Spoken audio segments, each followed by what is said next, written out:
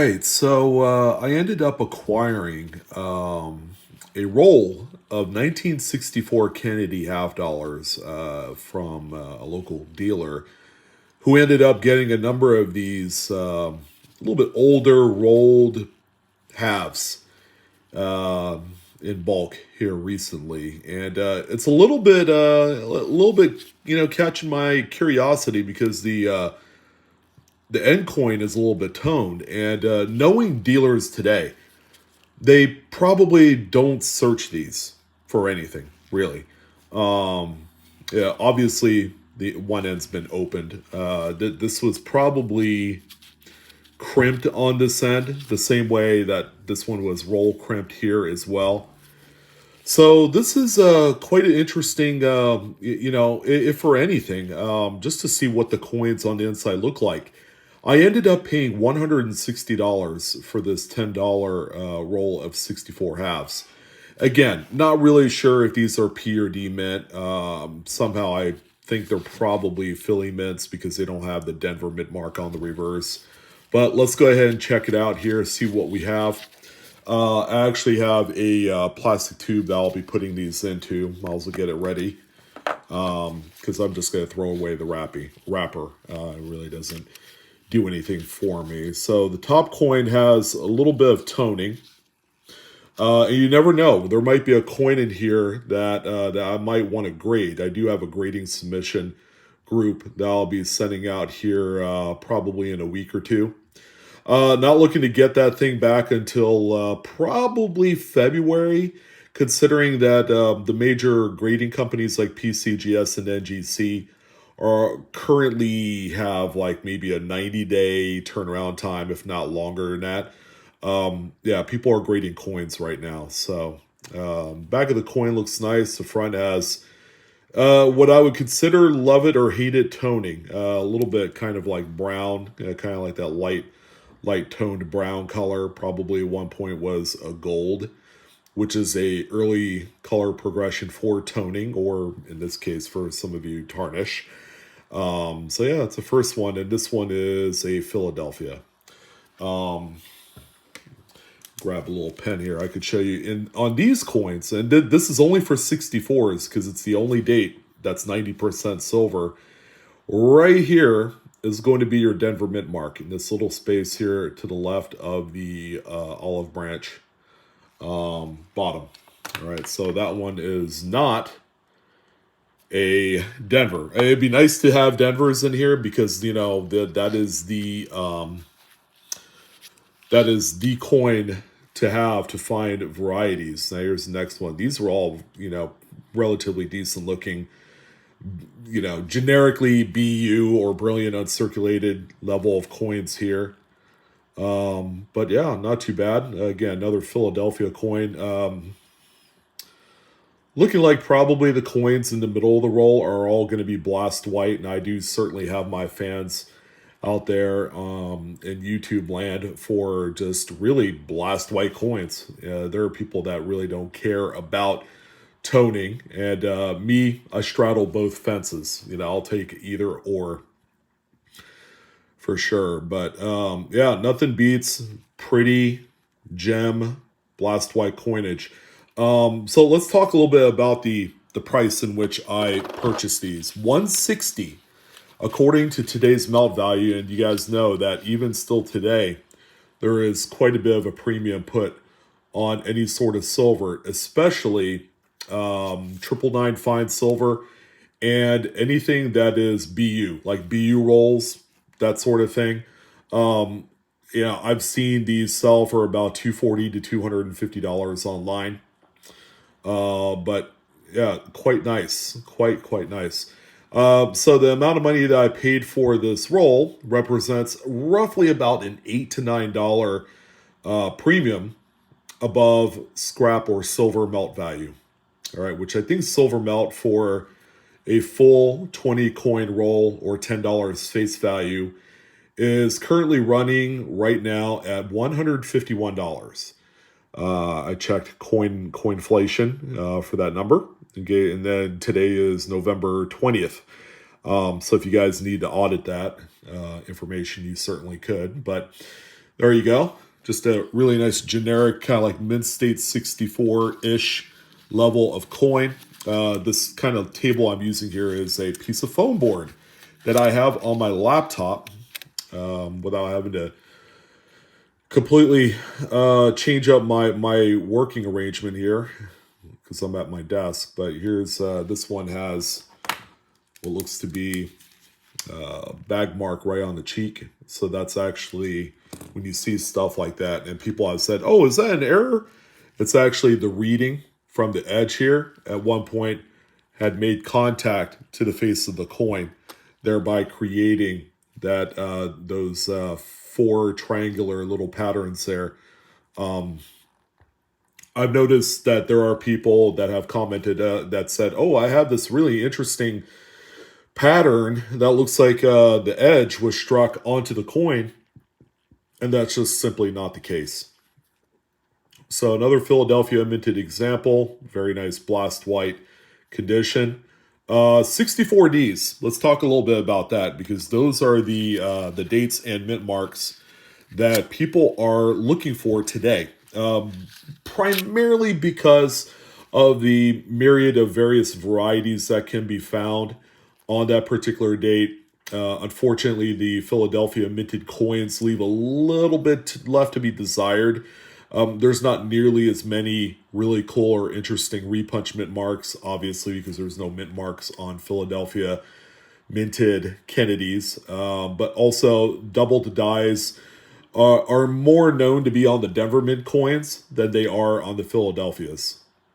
So if you guys are, maybe some of you have quite a few of these and you have like a nice mixture of P and D mints, they're certainly worth a second look. I'll go ahead and take out a number of these here. So all the inside coins, a very nice, pretty blast white. So we'll go a little bit quicker here. Maybe we could find a minor error of some sort, a strike through, or maybe the missing FG initials right there, which I believe you can find those on 64s. I believe they're more prevalent on 1966s or 67s, which are 40% composition. So those are silver clad. They're silver and copper. These are 90% silver and copper. So you probably heard my computer going in the background there for an email. Here's another one right here. I have no doubt in my mind that these have been searched over to make sure that there is not some rare date in there. Knowing coin dealers today, most coin dealers don't look at things like double to dies or repunch mint marks. So for those of you out there hunting these, make sure that you do that because the amount of money that the coin would be worth with, say, a RPM number one compared to one that doesn't have it is actually quite a big difference. Let's say going off of just regular melt value, this coin right here is $7.30, for example. One with an RPM on this condition of coin would end up making that particular example worth somewhere in the $40 to $50 range, and then you could always send it off to PCGS or NGC if it happens to be a really, really clean example and end up making many times more than that particular evaluation. So, yeah, something to keep in mind. Again, that seems to be one of my favorite words to say. Now, you'll notice on here, and this is quite interesting, see here to the left of the eye, so between the I and B and then this little area, so you have little pockets of strike through, which is a little bit of grease that was on the dies, and when it strikes through the grease onto these coins, it'll leave weakened void areas. Sometimes entire letters will go missing because the dies at that point are clogged with grease and other things, like metal shavings and other bits of debris in there, some dirt, possibly dust, fibers from cloths, that sort of thing. So we're going to go through this entire roll so you can see it. Yeah, these aren't scratch marks, by the way. You guys can see that here in the fields. Just kind of like just a irregular, erratic pattern all over the place. These are die file lines. Okay, so as far as Mint employee maintenance on the dies, if the dies are salvageable and they don't have like major cracks or chunks of die missing from the working dies, what they'll do is rework them.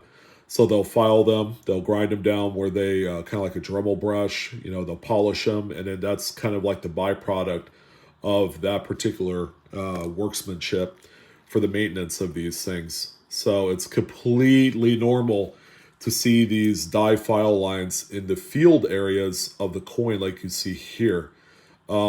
Just to kind of squash any talk of if maybe this thing was cleaned or which if you guys know, cleaning a silver coin or any coin for that matter with a cloth with a little bit of tooth on it, like a kitchen towel, for example, it seems to be a very popular thing to use to apply some of that silver cleaner paste on there. Will do a much more bigger amount of damage to the coin. So you could totally tell because you'll lose a lot of this cartwheel luster on the coin after a while, especially if you're using some sort of cloth or something to that effect to clean the coins. All right, so we have a few more here, that many. As a matter of fact, say goodbye to the roll wrapper. We're gonna go ahead and toss that. Nothing like the sound of silver, right? It was quite a sad day when when the U.S. Mint decided to eradicate silver out of circulating coinage just due to cost. It became way too expensive. The same way that today it costs like 3 to 5 cents to produce a standard Lincoln cent. It's getting way too expensive to do so. And then, they made the decision to phase out that particular composition and went with a copper nickel clad, which we all just simply know and love. Yeah, can you tell I'm a little sarcastic there? But yeah, I mean, this is what everybody looks for when they go to the bank and they try and source out rolls of half dollars, is to try and find some of these 90 percenters. So as far as what I have here, I did pay $160 for these, knowing that they trade well over $200 for a BU roll of 64s. I can do really well reselling it and make possibly $40-50 in the process if I wanted to do it. I mean, me personally, I don't need the money, but I think I enjoy just the presence of rolls of BU quality 90% silver just hanging around along with, silver eagles and things like that. So it's just a lot of fun to look at and kind of explore. For sure, I love buying these, and when you can get them at that kind of price, I mean, how can you say no? You just want to make sure that every time you go to a coin shop, man, just go in with no expectations whatsoever that you'll find stuff like this. I mean, I haven't come across a nice little score of this in quite some time. The coins, all of them look nice from a brilliant uncirculated level, but there's no one coin that I would possibly ever consider sending off to a grading company. I think the highest grade, maybe this one right here, might come back a Mint State 65. Which won't be worth the submission fees. I believe for 64, it would have to grade out Mint State 67 in order for these to be worthwhile. But again, this is the ender. In case you haven't figured it out, the toning kind of gives it away a little bit, right? Now, from a toning perspective, I mean, it is quite nice. It's light. It's not really anything that I would say would be offensive to most folks. But there's going to be some people who say, yeah, I'd rather just dip that. So that way it would look like all the other coins. But This happens right here when it is the roll ender, and then you have this kind of old paper right here that is not archival safe. It has all the acids in there, and it just after time, the coin being stuck in there, and then depending on where it's stored at, I mean, is it a humid, moisture-rich environment? Even in a safe, you kind of add in all of the intangibles, and then it'll just kind of like be a reaction to silver. Silver is one of the most reactive metals, by the way, to things like that, moisture and any sort of chemical that's in the papers and various things around it. So pretty neat coins right here. I'm glad to pick these up. Nothing super spectacular, a little bit of toning on a few of the end roll pieces, but yeah, that's a quick little look at a BU roll of 64 Kennedys, 90% style. I put these in that tube and then stored away for safekeeping, but that's going to go ahead and do it for this one. Thank you guys again for tuning in. I'm your host, Sean, with Blue Ridge Silverhound. Don't forget to hit the it's now white subscription button if you haven't done so already. The extra endorsement goes a long way. We're trying to hit 300,000 subs. My goodness. Yeah, things are just progressing quite nicely. If you guys are a fan of TikTok, I am also on there, close to 10,000 followers, so would love some extra endorsement from you. On that platform, just started like 60 days ago, and I'm hitting the ground running. But ladies and gentlemen, that's going to do it. Have fun in the hobby. Keep on with the pursuit of the collection and finding some really cool stuff. There's no better hobby than collecting money. Am I right? You guys take care. See you on the next video. Sean with Blue Ridge Silverhound, and I am out for today.